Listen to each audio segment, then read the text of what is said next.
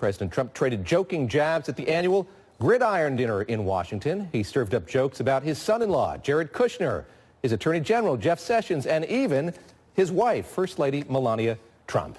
No cameras were allowed inside the hotel ballroom, as Phil Rucker told us at the top of the hour, but reportedly the president's tone turned serious when North Korea came up, leaving many to question what was supposed to be a joke and what was not. I want to bring in David Litt, head writer for Funny or Die, a former speechwriter for President Obama. Jason Johnson with me as well, MSNBC political contributor and a politics editor at The Root. David, let me start with you. You've been in this position having to craft jokes, write speeches for a president going to this dinner, this Washington tradition. What's the approach? What's one thinking as he writes jokes, writes a speech for the Gridiron Dinner?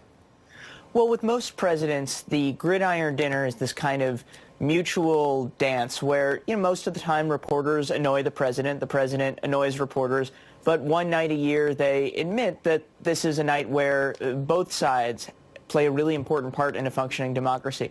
What made last night strange, and I was not in the room so I didn't see it, but what made last night strange is that you have a president who doesn't seem to have the same approach toward valuing a free press. And so that made, I think, both the jokes and some of the serious stuff at the end strange, and the context even stranger. Let's stick with the context here, Jason Johnson. You have a president you haven't seen tell jokes many times before doing that, albeit we're not taking them at face value. We're getting transcripts of them from folks who were in the room and gave us leaks of what the president had to say. What do you make here of the president doing this in the context of all that's being reported about the chaos and the darkness enveloping the White House?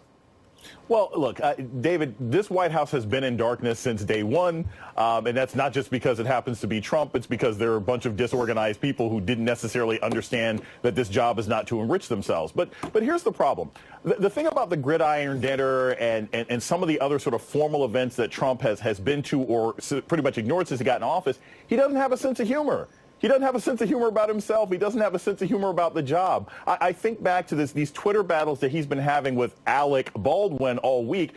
George Bush learned to love the Dana Carvey impression in the early 90s. Bill Clinton learned to laugh about Daryl Hammond. You have to be a president who's capable of recognizing that the people making fun of you is part of the process. I don't think Trump can do that. His rage and anger and his general thin-skinned narcissistic nature makes it impossible for him to be funny. Jason, I want to ask you about one joke in particular. President Trump reportedly made a joke about Maxine Waters, the Democratic congresswoman from California, suggesting she needed an IQ test. One of our contributors, Matthew Miller, tweeting about that this morning. Trump made an incredibly racist crack about Maxine Waters needing to take an IQ test tonight at the Gridiron, and it's barely even registered a mention in coverage of the event. An appalling moment that I can't believe is in everyone's lead takeaway. What did you make of that joke in particular? Well, I'm not surprised, and I actually saw that same tweet right as I was sitting down in the chair. Look, I've said this all along. This is a president who has provided aid and comfort to white nationalist terrorists. This is a president who has promoted white supremacist policies when it comes to immigration. And this is a president who basically sees black women as his kryptonite. It doesn't matter if it's Susan Rice or Maxine Waters or Congresswoman from Florida or just April Ryan standing in the middle of a press conference. Every time black women are involved, he seems particularly triggered, unless it's Omarosa. And even then, he allowed her to get fired. So I'm not surprised by him making a joke that's perceived as racist, because it's just a reflection of how he's pretty much handled the job since he got into office and even beforehand. David, I'm going to return to one of these jokes here. I mentioned he made a joke about Melania Trump, the First Lady, during the course of the speech last night, again reportedly from those who were at the speech. He said, "So many people have been leaving the White House. It's actually been really exciting and invigorating. I like turnover. I like chaos. It really is good.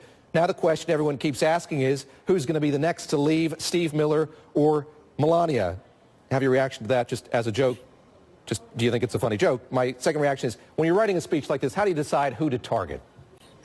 Well, let me start with my reaction just on a joke level. I don't think it makes a ton of sense because no one thinks Stephen Miller's leaving the White House. So where's the joke? Fair enough. All right.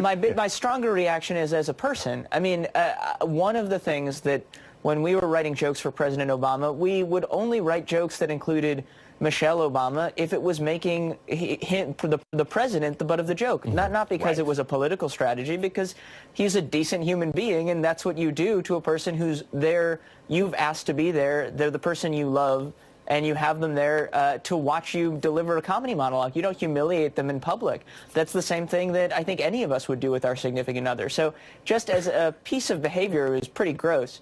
And again, as a joke, it wasn't that much better.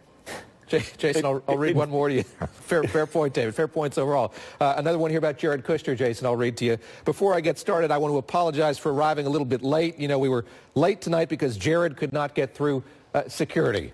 They're making light of the fact that Jared Kushner had his security clearance downgraded over the course of the last week here. Is too real?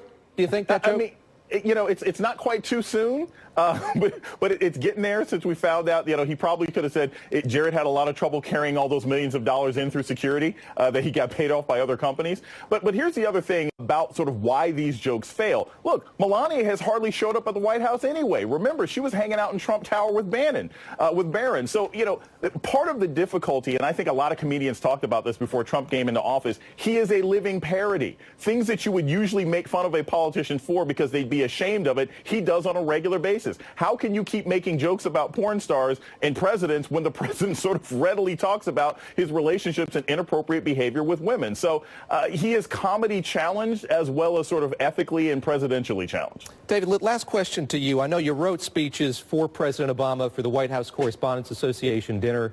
President Trump did not go to that dinner last year. I guess there's speculation. Will he go or will he not this year? How much is this dinner, the Gridiron Dinner, sort of like the New York Comedy Club, the place that the Saturday Night Live opener goes to try out some routines before he does the actual show? Is this a place where President Trump might have been just figuring out whether or not he could hack it at that dinner, which is televised, which does have a bigger stage?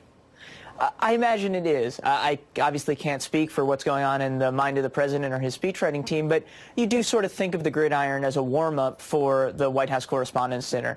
The thing that I think would be interesting, I mean, I would love to see President Trump go, not just because of the jokes which we're talking about, which is fun to analyze, but also because of the serious stuff at the end. I mean, these dinners are about the president publicly acknowledging that it's important to have an adversarial press corps, and apparently President Trump did that last night.